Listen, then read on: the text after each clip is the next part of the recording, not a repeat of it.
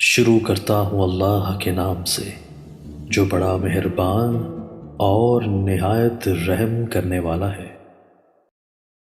حضرت علی رضی اللہ عنہ کہتے ہیں کہ میں نے رسول کریم صلی اللہ علیہ وآلہ وسلم کو یہ فرماتے ہوئے سنا کہ عنقریب اس زمانہ کے آخر میں کچھ ایسے لوگ پیدا ہوں گے جو نوجوان ہوں گے، ہلکی عقل والے ہوں گے، لوگوں کی اچھی باتیں بیان کریں گے، لیکن ان کا ایمان ان کے حلق سے آگے نہیں جائے گا۔ ایمان سے مراد نماز ہے، یعنی ان کی نمازیں قبول نہیں ہوں گی، اور وہ لوگ دین یعنی امام وقت اور علماء حق کی اطاعت سے اس طرح نکل بھاگیں جس طرح تیر شکار کے درمیان سے نکل جاتا ہے۔ لہٰذا تم میں سے جس شخص کی ایسے لوگوں سے مٹبھیر ہو وہ انہیں قتل کر دے، کیونکہ ان کے قتل کرنے کا اس شخص کو قیامت کے دن انعام ملے گا جو انہیں قتل کرے گا۔ تشریح: لوگوں کو اچھی باتیں بیان کریں گے، اس سے مراد یہ ہے کہ مذکورہ لوگ وہ بہترین اقوال اور اچھی باتیں بیان کریں گے جو عام طور پر اللہ کے نیک بندوں کی زبانوں پر رہتی ہیں، یعنی قرآن کریم کی آیات، لیکن ملحوظ رہے کہ مشقات کے نسخوں میں تو ہے، یعنی خیر کا تعلق قول سے ہے، چنانچہ یہاں اسی کے مطابق ترجمہ و مطلب بیان کیا گیا ہے، جبکہ مصاحبے میں ہے، یعنی اس میں خیر کا تعلق البریہ سے ہے۔ اس کا مطلب یہ ہوگا کہ وہ لوگ بہترین انسان کے اقوال بیان کریں گے۔ اس صورت میں قرآن کریم کی آیات کی بجائے رسول کریم صلی اللہ علیہ وآلہ وسلم کی احادیث مراد ہوں گی۔ لیکن علماء کہتے ہیں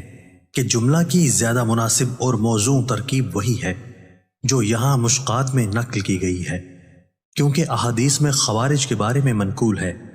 کہ وہ قرآن کریم کی آیات پڑھیں گے اور ان سے اپنے غلط عقائد و نظریات پر استدلال کریں گے اور ان آیات کی غلط سلط تعویل کریں گے، جس طرح تیر شکار کے درمیان سے نکل جاتا ہے۔ اس کا مطلب یہ ہے کہ جس طرح کوئی شکار کے درمیان سے نکل جاتا ہے اور اس شکار میں جلدی پیوست ہو کر فوراً نکل جانے کی وجہ سے وہ تیر شکار کے خون وغیرہ سے آلودہ نہیں ہوتا،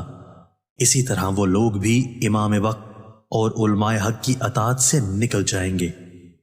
تیبی کہتے ہیں کہ اس تمثیل کی مراد ان لوگوں کا دین کے دائرے میں داخل ہونے، پھر دین کے دائرے سے نکل جانے، اور اس تیر کی مانند کہ جو شکار میں پیوست ہو کر نکل جائے اور آلودہ نہ ہو، ان لوگوں پر دین کی کسی بات کے اثر نہ ہونے کو ظاہر کرتا ہے۔ نیز اس کا منشا ان خوارج کی نشان دہی کرنا ہے جو امام وقت اور اسلامی حکومت کے اطاعت گزار نہیں ہوتے اور لوگوں پر ہتھیار اٹھاتے ہیں۔ چنانچہ ابتدا میں ان خوارج کا ظہور حضرت علی کے عہد خلافت میں ہوا، جن میں سے اکثر کو حضرت علی نے موت کے گھاٹ اتار دیا۔ خوارج کے بارے میں علماء کا فیصلہ خطابی کہتے ہیں کہ علماء امت کا اس بات پر اتفاق ہے کہ خوارج کی جماعت باوجود گمراہی کے مسلمانوں ہی کے فرقوں میں سے ایک فرقہ ہے۔ ان کے ہاں نکاح کرنا بھی جائز اور ان کا ذبیحہ کھانا بھی درست ہے، نیز ان کی گواہی بھی معتبر ہے۔ چنانچہ منقول ہے کہ حضرت علی رضی اللہ تعالیٰ عنہ سے ان سے لوگوں کے بارے میں پوچھا گیا کہ کیا وہ منافق ہیں؟ انہوں نے فرمایا کہ منافق تو اللہ تعالیٰ کو بہت تھوڑا یاد کرتے ہیں، اس لیے انہیں منافق بھی نہیں کہا جا سکتا۔ پھر پوچھا گیا کہ تو آخر وہ کیا ہیں؟ حضرت علی نے فرمایا کہ وہ مسلمانوں میں سے ایک فرقہ کے لوگ ہیں، فتنہ و گمراہی نے ان کو گھیر لیا ہے، چنانچہ وہ اندھے اور بہرے ہو گئے ہیں۔ جیسا کہ بتایا گیا، خوارج مسلمانوں کے ایک فرقہ کا نام ہے جو گمراہی میں مبتلا ہے۔ اس فرقہ کا بنیادی عقیدہ یہ ہے کہ بندہ نہ صرف گناہ کبیرہ بلکہ صغیرہ گناہوں کے ارتکاب سے بھی کافر ہو جاتا ہے۔ دوستو، اللہ تعالی ہمیں ان احادیث مبارکہ پر عمل کرنے اور اپنی زندگیوں کو سنوارنے کی توفیق عطا فرمائے۔